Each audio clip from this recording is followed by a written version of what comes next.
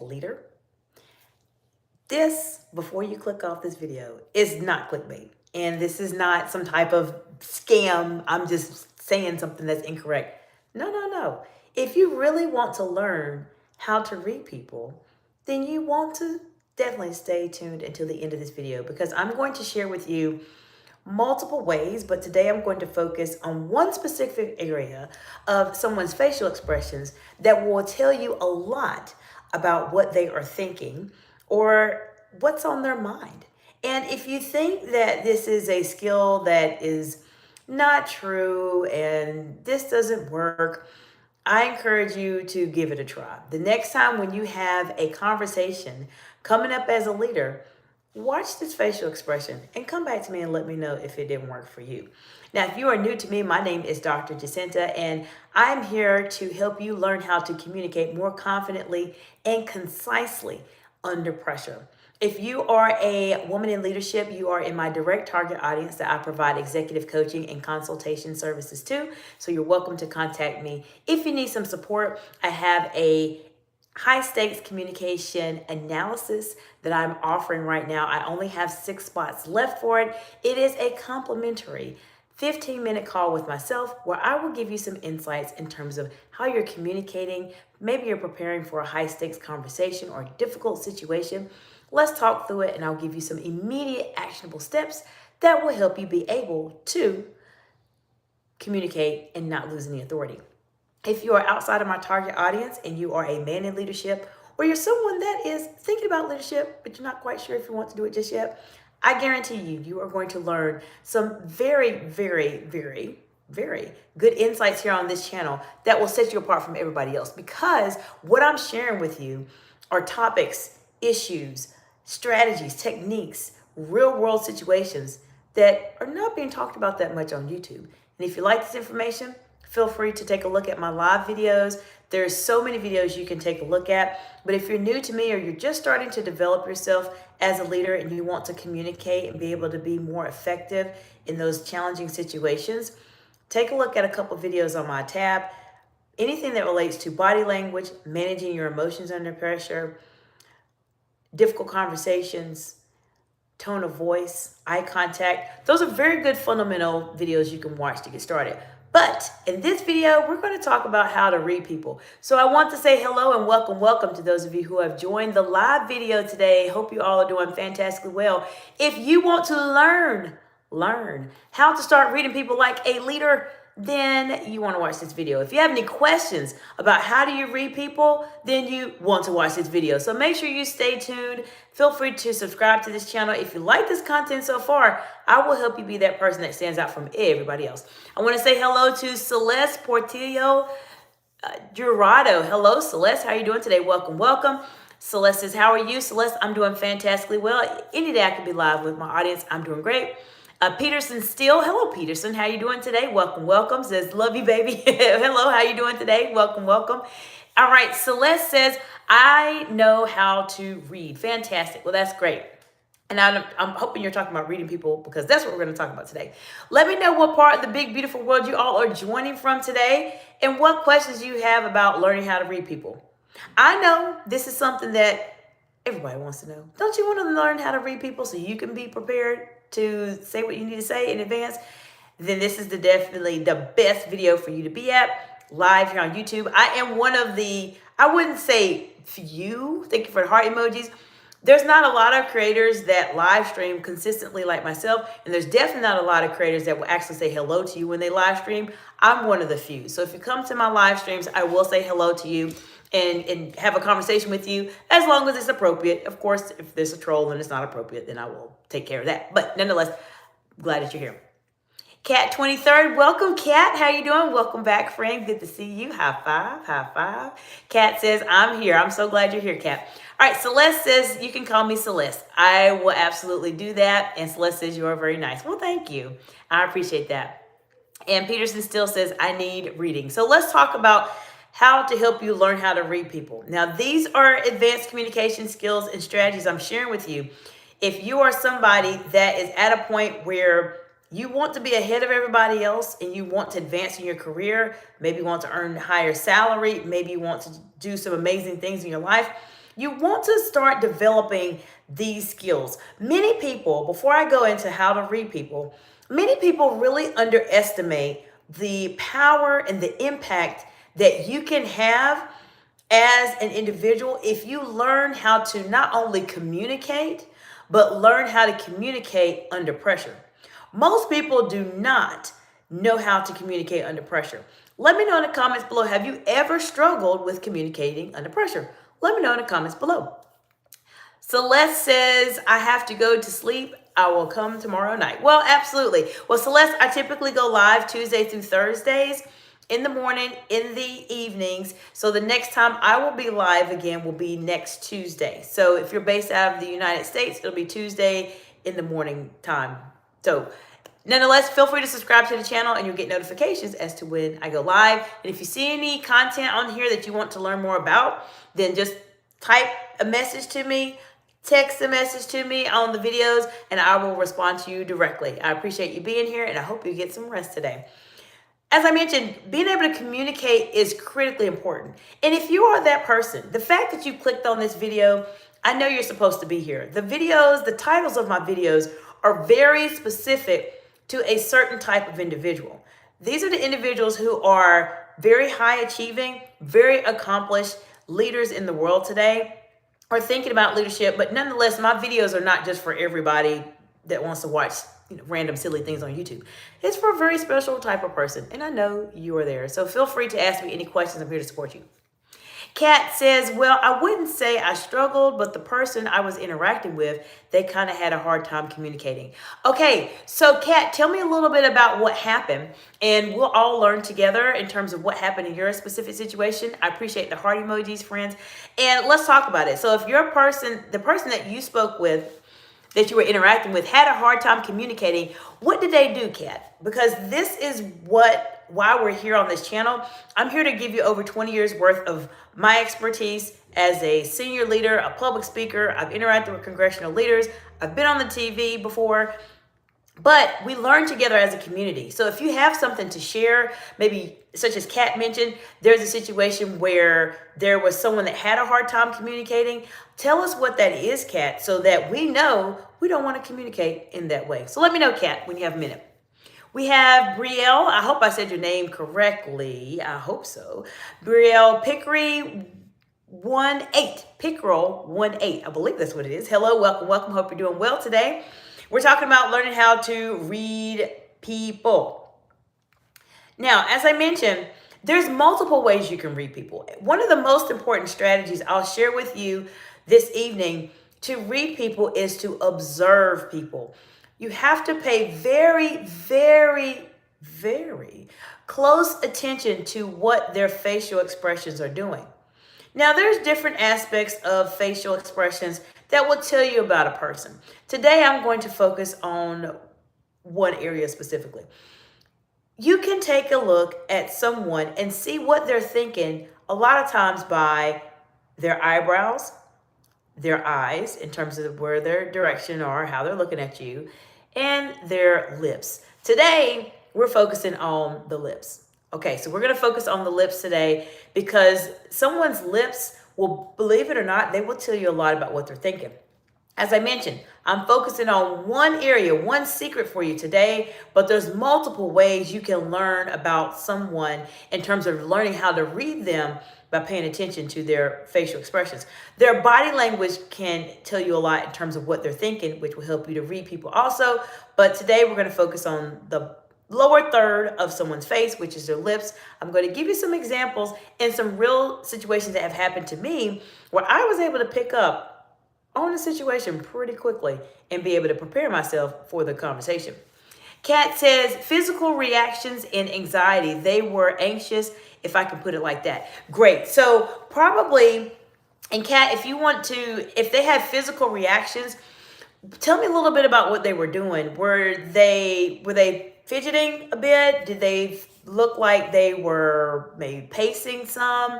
Let me know, because you know on this channel, we're going to dive deep. We're going to go into it and really break down, dissect exactly what are some things you want to be mindful of when people seem like they're a bit anxious.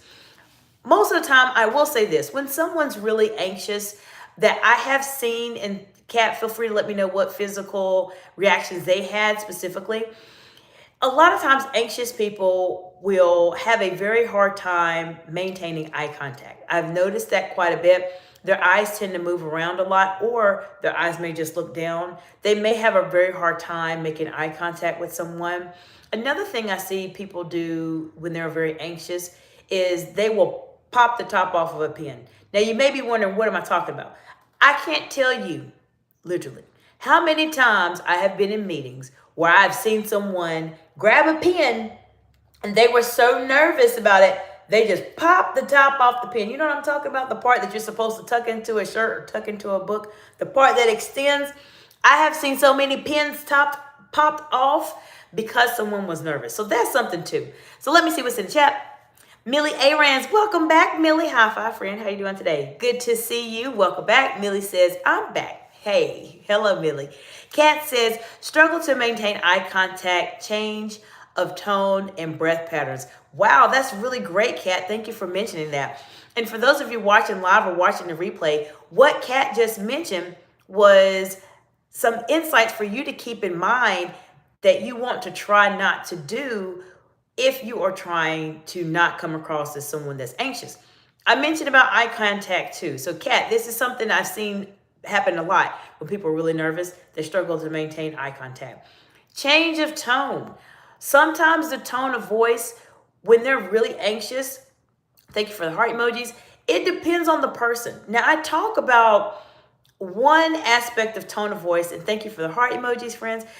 I talk about baseline. I've talked about this a lot on my channel. You have to understand what your personal baseline is in terms of how you communicate. And then you also want to know how the other person's baseline is when they communicate.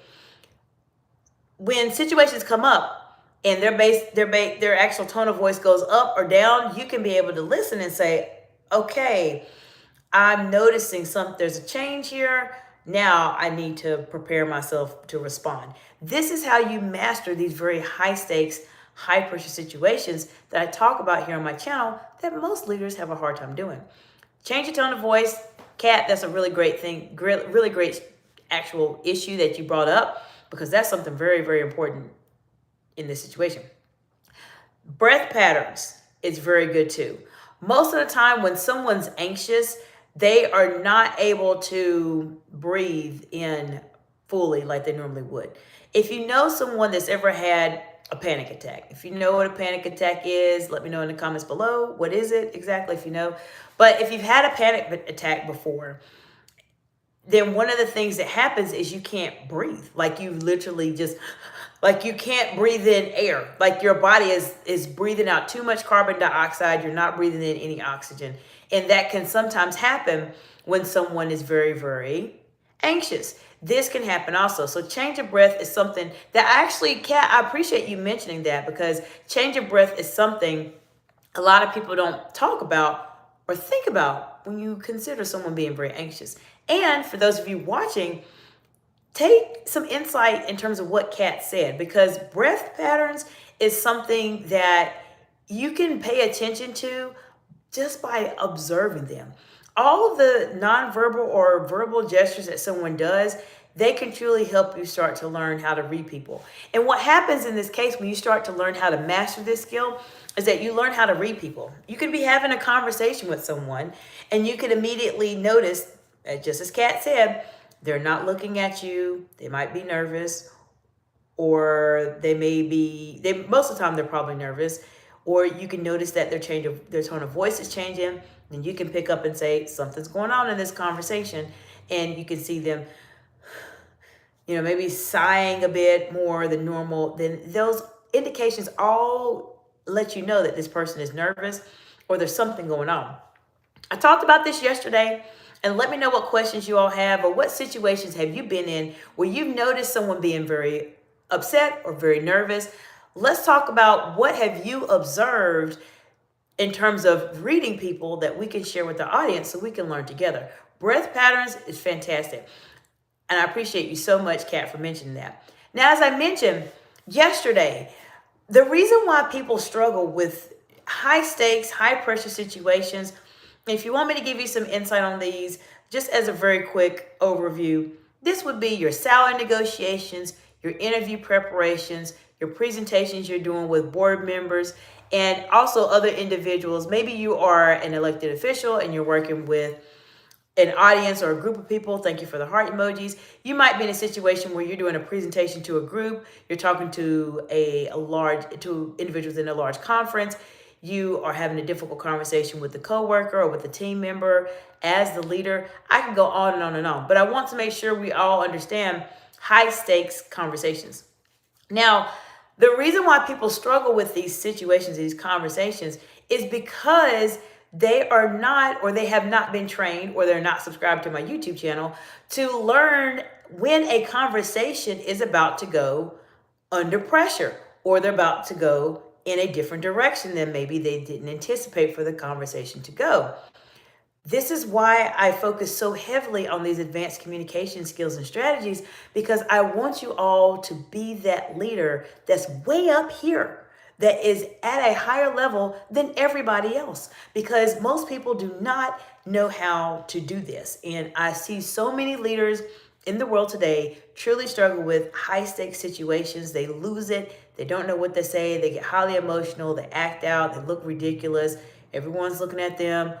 What's your problem? You don't have it together. If you can tell when a conversation is about to go under pressure, you'll be ahead of the game. Now, we were talking about a couple things as it relates to what can you look at specifically to determine how you can read someone. Now, let's go into the lower third. Today, we're talking about from the face is divided into thirds. So you have your upper third, your middle third, and your lower third. Lower third is what we're talking about today. So for those of you joining, welcome, welcome. We're talking about the lips. The lips can tell you a lot. Believe it or not, the lips can tell you a lot of information about someone. Now, you have to listen to what they say. You have to observe their facial expressions. You have to observe their body language, all of that. But let's talk about the lips specifically. And let me know if you've seen a situation where you've noticed someone's lips maybe did something a bit differently, to give you a heads up. Let me give you an example. Many years ago, I had a conversation with when I was working as a W-2 with a smaller organization. And there were some issues going on with the schedule and a couple of things. There were some conversations they were having. They were just really struggling with managing the schedule. What I noticed with this person is they came to me and they said, "Oh, we're going to have a conversation with Mary, and Mary's going to talk about the schedule." This is exactly what they did. I want you to observe what I did. They said, "Mary's going to talk about the schedule." Okay, you may think that makes no sense, right? You may think that makes no sense, like who cares? Well, this is how you read people. This is how you read people. If you really want to do it, you do it. Cat 23rd says, "Trembling or quivering lips." Yes, Cat. So let's talk about that too. So in this situation, this person specifically, I saw when they moved their lips like this, it told me this conversation I was going to be having was probably not going to be favorable for me. Why is that? When you see someone move their lips to the side, in their mind, they're thinking, yeah, sorry, you're going to get in trouble. It's almost like that mindset. Like you can tell the conversation you're having is not going to be a good one. It may maybe not necessarily be a bad conversation. It just may be a conversation you don't really want to have. But her lips gave it away, completely gave it away. And I said, "Oh, okay, no problem." And I already knew what the issues were. So what did I do? I prepared in advance and I was completely ready to have that conversation and to make sure that I presented my concerns and shut the objections down easily. And I still, to this day, remember that conversation and the result that the individual I spoke with about the schedule, what they wanted to get out of the schedule, they didn't get it because I didn't give it to them, because I knew there was going to be something coming up that would be an issue. Now, what happens when you get this information, right? So you think to yourself, okay, I saw this person do something odd with their lower lips, maybe that. And what do I do? We're going to talk about that in just a second. So when Kat mentioned about trembling or quivering lips, that is a very good sign that someone is nervous. And believe it or not, Kat, and I appreciate you so much for bringing that up, friend. when someone is trembling or quivering with their lips, they are very nervous, very, very nervous, to the point where their lips cannot control themselves. Thank you for the heart emojis. If someone's lips can't control themselves, then up here is gone. I mean, they are in a whole nother place. They are stressed out. If it is coming through their lips, conversation is over. But it's a good indication for you to know this person is nervous or something is wrong, or they are going to be delivering some very bad news to you and they are terrified as to what you're going to say. Why do I say this? I've had this happen many times. I've had a conversation with someone specifically about an issue many years ago, and they came in and was talking to me, and their lips just kind of like trembled a little bit. And I knew they were nervous, and I knew what was going on was an issue, and they were a bit afraid to talk to me about it. Now, sometimes when you are in leadership roles, you may see this a lot more happening in terms of what Kat mentioned, trembling and quivering lips. Let me explain to you why. Whether you are a woman in leadership and you're my direct target audience, I provide executive coaching or consultation services too, or you are a man in leadership, the fact that you are in a leadership role, in a leadership position, many people, even though it's not necessarily the case, they see the leader as someone up here. And a lot of times people are just completely terrified to talk to leaders. I had that happen to me before when I was a director and a C-suite executive.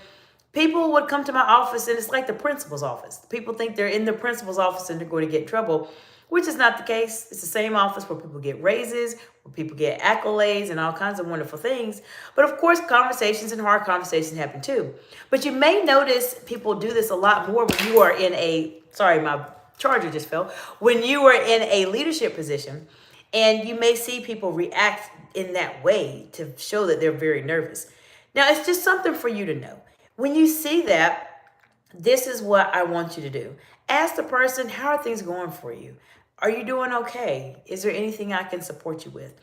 Try to ask questions to help them just to relax and calm down, and hopefully their lips are not trembling and quivering anymore. But sometimes people may just absolutely just do that anyways. They may just do that.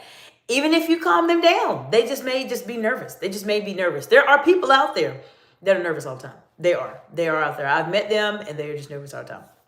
So Kat says, whoops. Exactly. I know. I have my charger plugged up because I knew my battery would die and I didn't know how long I was going to go live, and I did not want that to happen. So yes, absolutely whoops. Now, earlier when I mentioned about the lips. So one thing that happened to me was the person's lips went to the side. So I already automatically knew this was going to be a challenging conversation. What happens when a person does that? They're telling you that there's probably something that they are wanting to say, but they caught themselves and they decided that, oh, I probably shouldn't say that. That's happened before. Sometimes you may get a situation if someone is smiling. A smile will always be welcoming for the most part. You'll have your situations where you have someone smiling in your face and stabbing you in the back. That happens a lot too.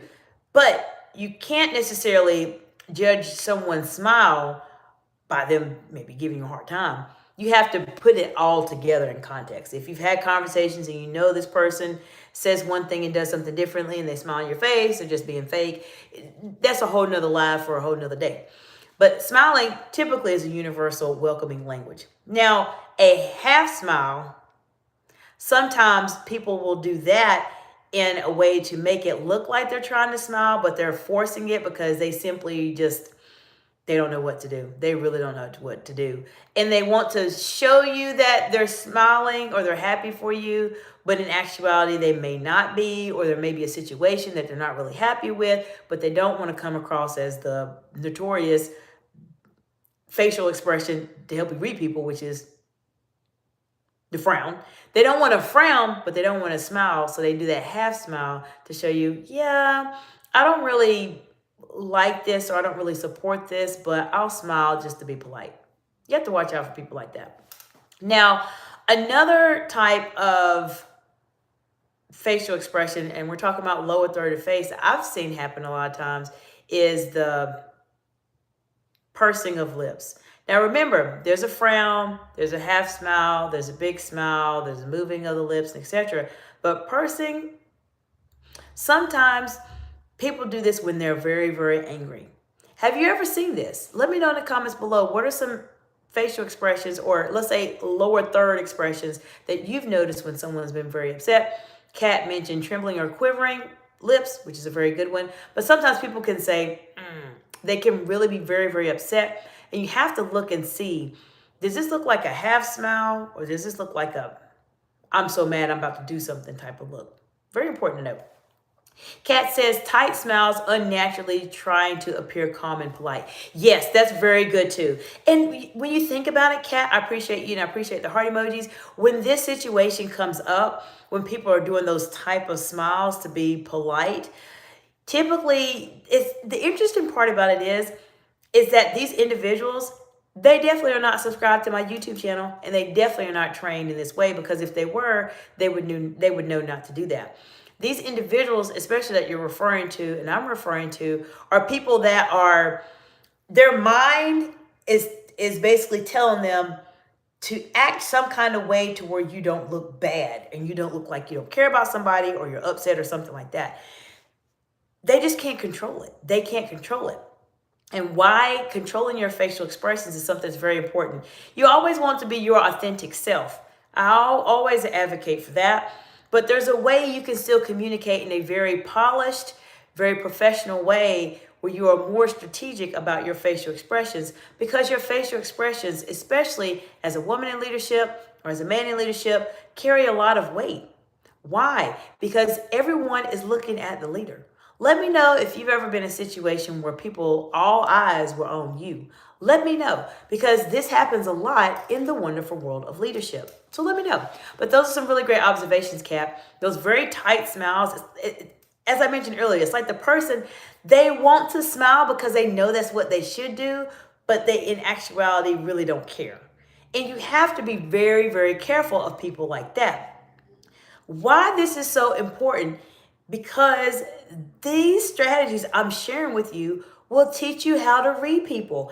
I am asked this question all the time, especially on LinkedIn, because it's on my profile. I will teach you how to read people. All of the things I'm sharing with you will help you learn how to read people. Now, I don't want you to get overwhelmed and say, oh my gosh, I have to look at everyone in that way, or if they blink a certain way, then this is wrong, that maybe something's going on. Not necessarily, but you just need to be aware of the main aspects of someone's face that you need to pay attention to when they are speaking to you based on what they're saying. Sometimes you may be in a situation where someone says, oh, I'm so excited for you, and they give that tight smile that Kat mentioned. You know this person could care less, or they are not excited about you. They're doing the tight smile. I would say, Kat, let's change it to the tight smile. Let's make it the fake smile, because they are just trying to be calm and polite. Now, this is something to keep in mind. This happens. This is how you read people. Now, as I was mentioning earlier, what happens when you gather this information, this very good data? What exactly do you do with it? Before I go into that, let me see what's going on in the chat. We have SV Edits 2. Hello, welcome, welcome. We have Love Skin Case. Hello, welcome, welcome. Let me know what part of the big, beautiful world you all are joining from today. And if you've ever struggled with learning how to read people, that's what we're talking about today. All right, so we're going to continue. Now, one of the things that tends to come up when people are gathering this information, they wonder, well, what can I do with it? I see someone's trembling and quivering lips. I see their pursed lips. I see their half smile. I see their fake smile. I see their big smile. I see their frown. I see them move their lip from side to side in a weird way. Then what do we do? What do we do with this information? A lot of times, as I talk about on my channel, observing is key. Sometimes you don't need to do anything. You don't need to do anything. And I share this information with you because sometimes people think if someone makes a facial expression, they say, aha, I got you. Like, I know that you don't care, or something like that. Or I know you may think differently than what you're trying to say. It's not about aha or anything like that, but it is more about gathering data. For example, if I'll give you a scenario that happened to myself many years ago, and I'll give you a scenario that happened to one of my clients also. Many years ago, I was in a situation, going back to what I mentioned to you earlier about scheduling, etc. The person I spoke with as it relates to scheduling, when I saw them, they would always have the biggest smile. Hi, how are you doing? And etc. etc. But in reality, when I had conversations with them, the conversations were a bit different. As I mentioned, if I didn't pay attention to this person, I would know that they were not necessarily in the right mindset or trying to be supportive. They were just looking out for their own interests. This is the reason why when you have information like that, you don't have to react on it immediately. You just keep it in the back of your mind. I tell my kids this all the time. I tell my clients this all the time. If someone acts in a different way to you, or you observe something that someone does that seems a bit odd, or you notice something in terms of their facial expressions that seems a bit different than what they're saying. So for instance, if you have someone, you tell them, I just started this business, I just started this project, and they say, oh, that's great. And it just seems so disingenuous, then they probably may not necessarily be supportive of you. But that doesn't mean that you stop communicating with that person. It's something you keep in the back of their mind. You may find out later that they were just going through a hard time and maybe they just couldn't express themselves. Or you may find out something else, that they really genuinely were not trying to support you. There's so many things that come up. And you have to make those informed decisions to determine what you want to do with the information.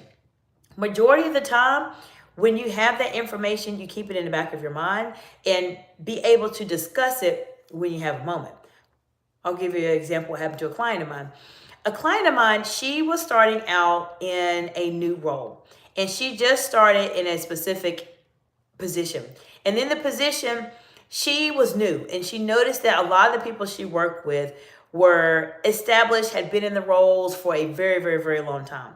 And what happened in this case is when she was trying to showcase new initiatives, new projects, what everybody else does when they start a new job or new position, she noticed that it seemed as if people were very receptive to it verbally. They would say, oh, this is great. This is a wonderful, wonderful idea, client, etc. And she would say, okay. But then when it came down to the execution of things, nothing would happen. Everything would just stay very, very status quo. And she came to me because she was trying to navigate some of these challenging situations and just to determine, well, what should I do? I feel like something's off, but I don't know how to say it. I don't know what to do. So we had a conversation. She worked with me as a client, and we were able to discover that there were some conversations going on behind her as it relates to her projects. Some of the people that were more in those established roles, they were very resistant to change, and they didn't want to incorporate the changes that she made. Now, this is that fake smile, that tight smile that Kat was talking about, because they would smile to her and say, oh, that's great, that's great. But in actuality, they knew they had already checked out and said, oh, we're not going to do that. What did she do? Initially, I told her, because when she started to really pay attention to people, it started to really bother her, because she would say something and they would just not go with it. Now, sometimes, depending on what's going on with you, you may have to work on your executive presence. And that's a whole separate video, a whole separate service I provide. But you may have to work on your executive presence specifically to help you in those situations. But what did she do? She observed and took mental note. Observed, and thank you for the smiley faces, and took mental note. Observed and took mental note. It came to a point where she had a conversation with everybody, and thank you for the heart emojis, where she told them, she said, she did something I do and I teach my clients to do. Sometimes when you have those situations come up and you've been collecting information, there comes a point in time where you maybe have to say the objection in front of people. And so we'll talk about that a bit more. But she said, I noticed that everyone seems very happy about the project, but when it's time for us to actually do it, nothing happens. I wonder, why is that? And the room was silent. Nobody knew what to say. Why? Because she paid attention to how they were acting, their facial expressions, their body language, their verbal communication, and their actions. And she called out what the issue was without them even knowing she was going to do it. What happened? Well, one person said, oh, we're just so resistant to change. And the other person said, yeah, we've just kind of struggled with it. And she said, well, what is it that we can do to make it easier for you? She was able to turn that whole conversation around, and then she started getting some acceptance with her project, and things went very well. This is an example of how learning how to read people will help you. It will give you a advantage. It will give you leverage in a conversation where you can be that person that says what people are not wanting to say out loud. Say it, it catches people off guard, and they're like, oh my gosh, I have to respond. That's how I want you to be. I want you to be that person that communicates at that very heightened and advanced level than everybody else, because you can control those conversations and you can control the room also. Kat says, signal of disapproval. Yes, it can definitely be a signal of disapproval for sure, especially depending on what their facial expressions are doing. This is why you pay attention to it. When you're having a conversation and you notice someone making those gestures, then you have to say, I know this person is not a friendly. You know, maybe they're not an enemy, but they're not a friendly, or they don't want to support me, or etc. Do you have to do something about it? No. But maybe when you have your strategic conversations and perhaps you felt like, oh, this is the person I can talk to about it, I know they can do it, you know, this may not be the best person for you to communicate with. I want to say hello to, let's see, Future in Plaque Richter, I believe. Hello, welcome, welcome. Kat also says without saying it outright. Yes, so a lot of times, Kat, people will do that. They will sit there and they will not say what they really want to say because, as you mentioned earlier, they want to be calm, they want to be polite, but they're saying it without saying it. The reason why learning how to read people is so critically important, because you can get an idea as to what they're saying. You may not necessarily read every single thought inside of their mind. Only I can't do that. Only God can do that. But you can get a really good sense as to what somebody is thinking based on what questions you ask. Sometimes when you have learned how to master this skill, you can be that person that is a bit more, I would say, assertive. A lot of the women I work with want to be more assertive. They want to be more polite, but they want to be assertive. They don't want to be that person that everybody thinks is rude. But you can actually be able to start controlling conversations and dictating and being able to direct conversations and persuade other people and influence people if you start paying attention to how they are communicating subtly and use that information as data.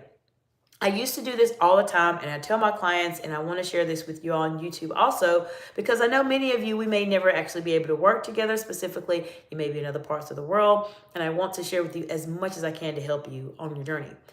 A lot of times what I do personally is when I'm in those situations, I do exactly what I'm sharing with you now. This is not what I'm telling you I read in a book, I thought about it, it sounded like a good idea. No, this is exactly what I've dealt with for the past 20 years in these higher level leadership roles. And I typically collect data. There's times when I see that I need to say something, and there's times I say, I don't need to say anything just yet. I think I'm going to wait. Now, if you're wanting to know, well, how do I learn that discernment? How do I figure it out? Then definitely reach out to me. Contact me on Instagram or LinkedIn. Let's set up some time to have a conversation and we can talk about where you are. If you're one of the 6 women that are going to sign up for my high stakes communication analysis or high stakes communication assessment, then you definitely want to reach out to me for a complimentary discussion. We could talk about maybe a bit more about that. But discernment is another part of it too. You don't want to be the person that says something too quickly. You don't want to be the person that says something too late. There has to be this fine line in the middle where you can pick up and say, I need to say something about this now, or I need to say something about this a little bit later. Let me think about it. These skills I'm sharing with you will help you to stand out from everybody else. And my hope is that after watching this video, you are thinking a little bit differently when you watch someone in terms of how they're communicating, in terms of reading their expressions and learning how to read people, all by focusing in on their lips. Now, as I mentioned, there's a lot that goes into reading people. It's not just their lips. It's their eyes, it's their eyebrows, it's their eye contact, it's their body language, it's their tone of voice, it's their actual execution of task or what they say they're going to do. All of that comes into play. But this channel will help you to learn how to navigate those very challenging and more high stakes, more high pressure situations, which is why I'm here. As I mentioned at the beginning of our live, most people don't, they know how to communicate. They hear, oh, you need to communicate better. You need to do this. You need to do that. Well, you can, but what happens when that conversation goes under pressure? That's why you join this community here. I do want to mention to you one other thing that comes up also. And I've heard this a couple times, and I've seen this a lot as a business owner. So this is just something to keep in mind. I've had conversations with people, and I share this because I don't want you all to make the mistakes that I've seen people do in the past. I have seen people, business owners, that will have conversations, and you have a really good conversation. They say, oh, we're going to do this. Oh, we're going to do that. We're going to do this and that and this and that and all kind of thing. I'm going to send you this. I'm going to send you that. Nothing happens. So this is a part of reading people too, because sometimes you collect your data, see how they're expressing themselves, and thank you for the heart emojis. You collect your data, see how they're expressing themselves, but then you wait to see if they're going to actually execute. What is actually going to happen? And I'll tell you, there's sometimes where I have conversations like that where people say, oh, I'm going to give you this. I'm going to send over this. I'm going to do this. And what do I hear? Crickets. Nothing else from that person. I don't hear anything from them. That's when you know, in your mind, you have to say, you know what? I appreciate the conversation. It was a good conversation, but that's not the person I want to do business with. Or it may be a project. It may not be, you don't have to be an entrepreneur to experience this. It may be just a project or a situation you have going on, and you may say, I see how they responded, and I don't think that I want to do that. Okay, Kat says, may I ask a question? Yes, absolutely, Kat. You can ask a question. Go right ahead. Another facial expression as it relates to the lower half of the face is the like I just did. This is something that you can actually do if you feel in a way you're like I have to brace myself for this. I don't know. I'm not quite sure. That will tell you a lot in terms of how someone is communicating too. Okay, Kat says, how can you build conversations that reduce pressure naturally? Okay, so depends on the kind of conversation that you're having. So tell me maybe a little bit about a conversation you're having, and we can dive into it. But there's a couple ways that I would try to reduce pressure in a conversation. I believe that's what you're asking. I like to start off, well, first, I have a lot of videos on my channel that talk about this. Any video that talks about managing difficult conversations or having difficult conversations or controlling your emotions under difficult conversations are good videos to review also. But my general strategy that I do when I'm trying to reduce pressure in a conversation is I like to lighten the mood. And there's a couple ways that you can do this, Kat. If you are having a hard discussion with someone, I like to ask them, how are things going? I like to open up that way because sometimes people just need to hear you say, how are you doing? And they feel like they can communicate with you and talk to you. And that will start to reduce the pressure just a little bit. I want to say hello to Charmed ZP5MC. Hello, welcome. How are you doing today? That's one way. The second way to reduce pressure in a conversation naturally, and we talked about saying hello, how are you doing? How are things going for you? That allows a person to just go off of defense and go on offense and say, I'm doing okay, or things are going great, or things are maybe a bit challenging. That's one way. Another way too is to add some type of compliment, some type of acknowledgement, or some type of supportive statement in your conversation, Kat.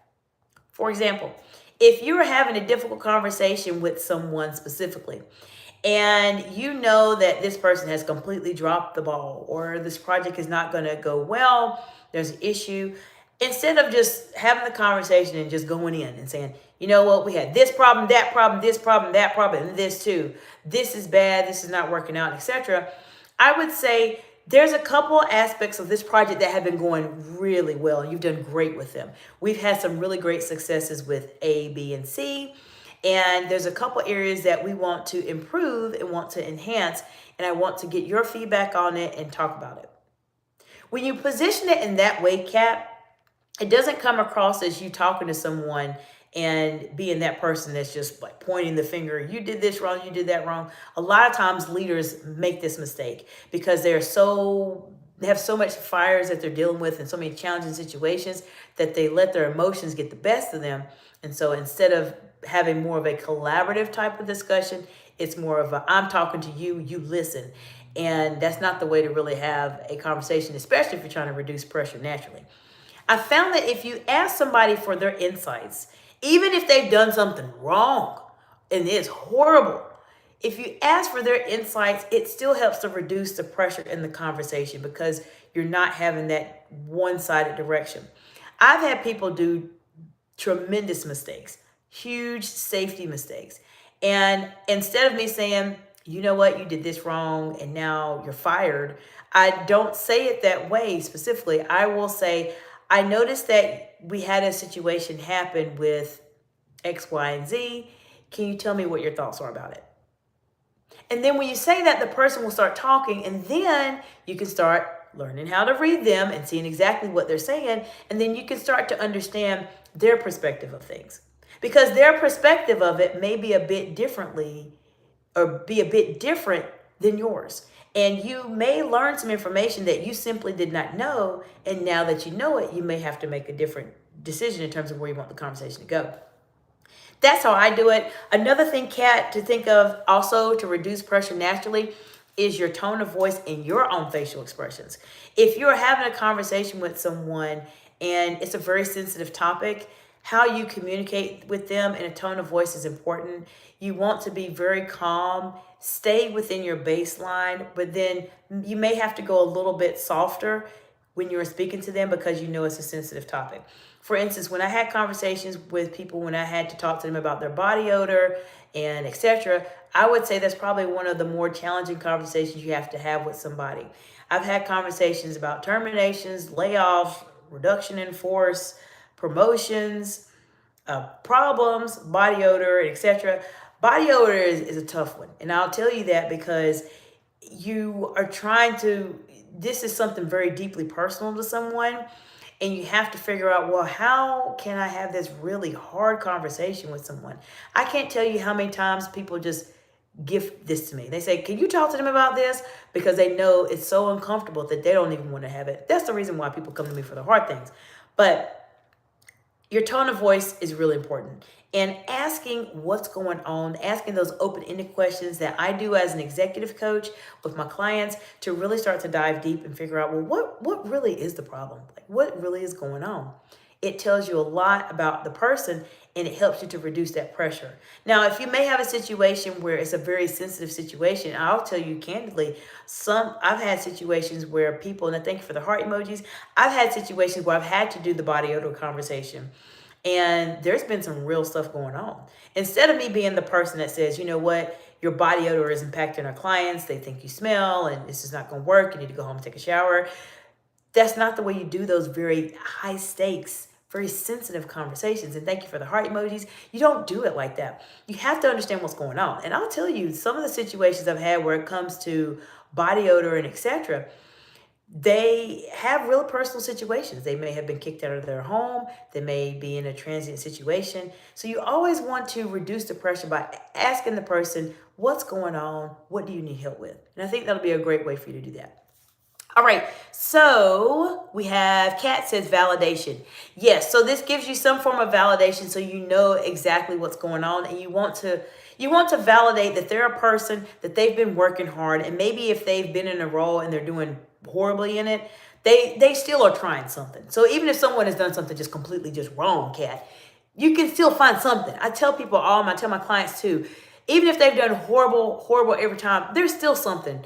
It may be just the way they communicate. It may be their bright smile in the morning. It may be the fact that they want to be here. There's something that you can give to them to soften the blow, so to speak, and to really make the conversation a conversation and make it a collaboration. How can we work together to overcome these challenges? Because sometimes, Kat, people will tell you what the problem is, and it may be something that you actually need to address in terms of the workflow, the systems, and etc. And it may be a different perspective, and you may say, oh, I didn't know that it was taking too much time to do this because something was happening.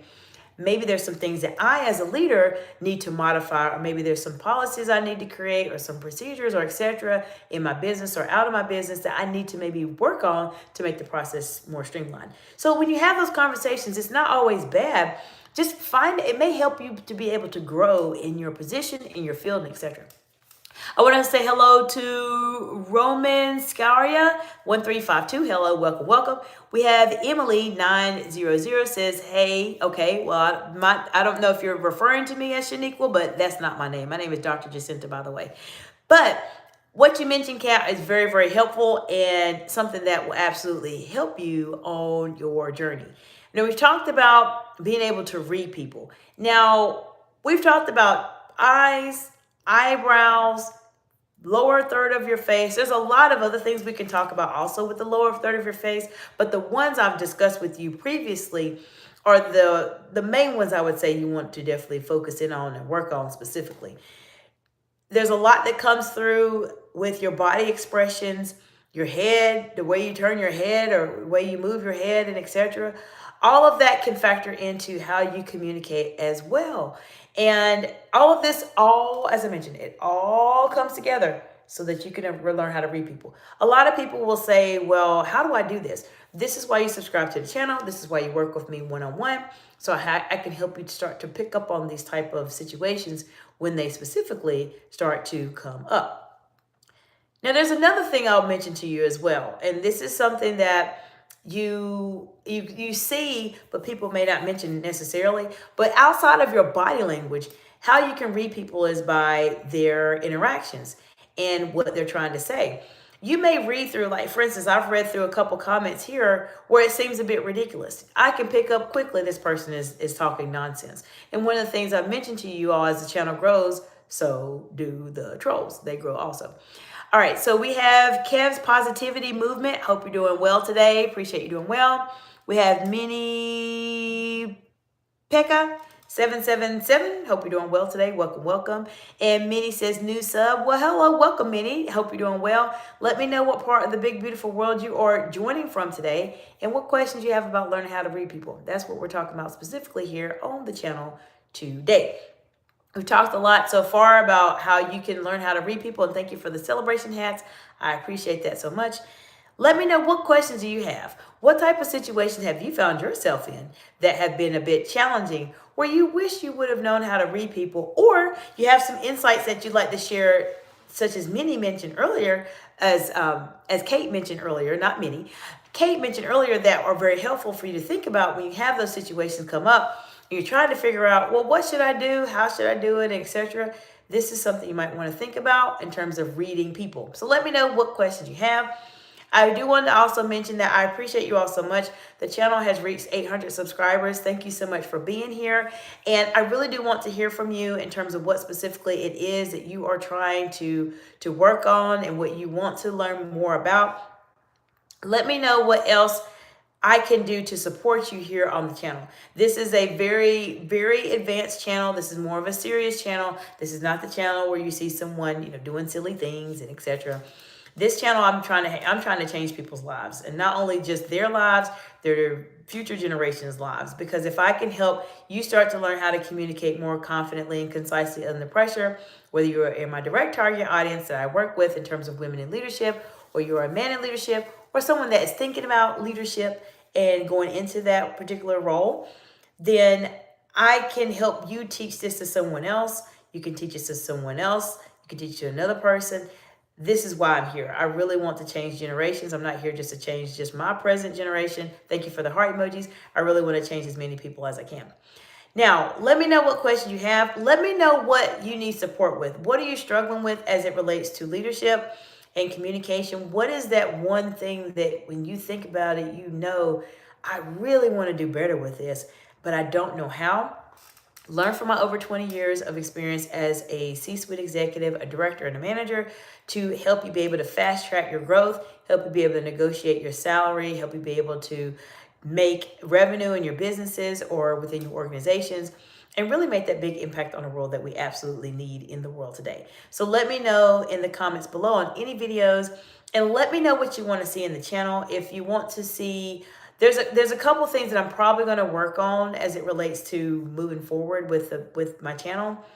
You'll see probably a bit more recorded videos specifically, and this is something that I do all the time. I haven't done a lot of it recently because I've been so focused on lives, but I do recording videos on how leaders communicate, so you can pick up some of those strategies to bring to your own self, so that you can help learn how to communicate better at the higher level too. There's a couple leaders I already have so far. I just got to go through the list, find videos on them, and I'll do an actual recorded video, not a live, that talks about how does this leader inspire other people. These are the things they say. These are the things they do. This is the way they act. This is the way they communicate to help do that. So let me know what you need help with. Kat says, can understanding these cues help in public speaking and performing? Absolutely. Yes, Kat. This can help you tremendously, especially when you're speaking in public. I want to say, because I've been a public speaker for 20 years, one of the things that comes up a lot when you are speaking in public is that you have to think on your feet and you have to know what is going on in your audience. All the strategies I'm sharing with you not only help you to read a room, and thank you for the heart emojis, it not only help you read a room, but it helps you also be able to learn how to engage with your audience. For example, Kat, if you're in a situation where you're a public speaking or you're performing, either one, if you take time when you are reading and when you're communicating with your audience and you notice you have people with their head down or people, doing the most famous thing of them all, whispering and etc., you may see that your audience is not paying attention to you. So what do you need to do to get your audience re-engaged, to wake everybody up? These type of strategies I share with you will be helpful. Sometimes when you're in the audience, depending on how big the audience is, will determine how quickly or how closely you are to them to be able to gauge their facial expressions. If you're in a smaller group and you're doing a smaller presentation, you'll be able to pick that up pretty quickly. However, if you are in a big group in an auditorium, you will have a very hard time doing that because you may not see everybody, but you can see your first row of people or your first couple rows of people that you're communicating with, and you have to use those individuals almost as your gauge to say, okay, this is what's going on. They're liking this, they're not liking this. Maybe I need to switch. Maybe I need to introduce humor. Maybe I need to do something like that. So all of these things, all of these strategies I share with you, Kat, everything on my channel, what I focus on is from me being a public speaker. I learned a lot of my skill sets from being a public speaker, but I didn't really get to practice it in depth and really learn and make mistakes and show you what you need to do so that you don't make the mistakes I did until I started being in those more senior level executive roles where there's a lot of dynamics, there's a lot of things that you have to be able to manage and understand how to navigate these situations. For me specifically as a woman in leadership, I have found myself either being the only woman or one of a few women or the first woman in a specific role. And so I have a very deep appreciation for women, which is why I work with women specifically, why I'm here to support them, because I know how challenging it can be as a woman if you're speaking in front of a group, you're speaking in front of an audience, or you're speaking in front of your teams. You have all eyes on you and you're trying to make sure you don't mess up, you don't over talk, you don't ramble, and etc. And that really is why I'm here to support you. I want you all to do very well. And this is the reason why public speaking is a passion of mine. I've been doing it for 20 years. And what I'm sharing with you is that next level of public speaking. So for example, many of you know I am a Toastmaster, and I've been in Toastmasters for a very long time, so long to where I am a distinguished Toastmaster, meaning that only 1% of their 358,000 members worldwide accomplish the Distinguished Toastmaster Award. Why is that? Because it is hard to do. You have to do a lot of speeches. You have to do a lot of leadership activities. You have to do a lot to get up to a distinguished Toastmaster. I have met many people that are in Toastmasters or have been in Toastmasters for decades and they've never done the distinguished Toastmaster. I say this because Toastmasters could only take me but so far. When I was at the point where I'm trying to interact with the audience and I'm trying to engage with my teams and etc., there's a certain level of advancement that you have to have that will be very difficult to get when you are in Toastmasters and you're learning how to do basic communication skills. Now, Toastmasters is trying to develop and add different paths now to help them be able to do that. But this is something that people really do struggle with because they get to that level. And Toastmasters is a wonderful organization. I love Toastmasters. It's helped me out tremendously. But there comes a point where you just have to go at that next level. And that's what I really work on, Kat. And this is what we do to really help you go on that journey. So everything I'm sharing with you, reading people, engaging with your emotion, your audience, managing your emotions under pressure, will help you with public speaking and performing, because ultimately what happens is when you're in the Q&A section of your presentation, how do you handle it when the conversation goes under pressure? That is why I'm here to help you with that, because many people will go to presentations and they say, oh, I'm going to present my information. I'm just going to do a presentation. I'm okay. But what happens during a question and answer and somebody asks you a question you don't know how to respond? That's why you subscribe to my channel, or that's why you reach out to me directly to help you be able to do that. All right, so we have Josie Girl. Hello, Josie. Welcome back. Hello. Hope you're doing well today. And I hope, Kat, that gave you some insight. And Kat, if anything comes up for you specifically, you're always welcome to reach out to me on Instagram at Excite Excellence, or you can also reach out to me at Dr. Jacinta Lamont on LinkedIn as well. So I appreciate you all so much being here, being some of my amazing subscribers. I appreciate you so much. Let me know how I can support you, what questions you have. I'm here to help you any way that I can on my journey, on your journey. So I will see you all next week, and I hope you have an absolutely amazing weekend. And let me know if you have any questions specifically, and I will see you next week.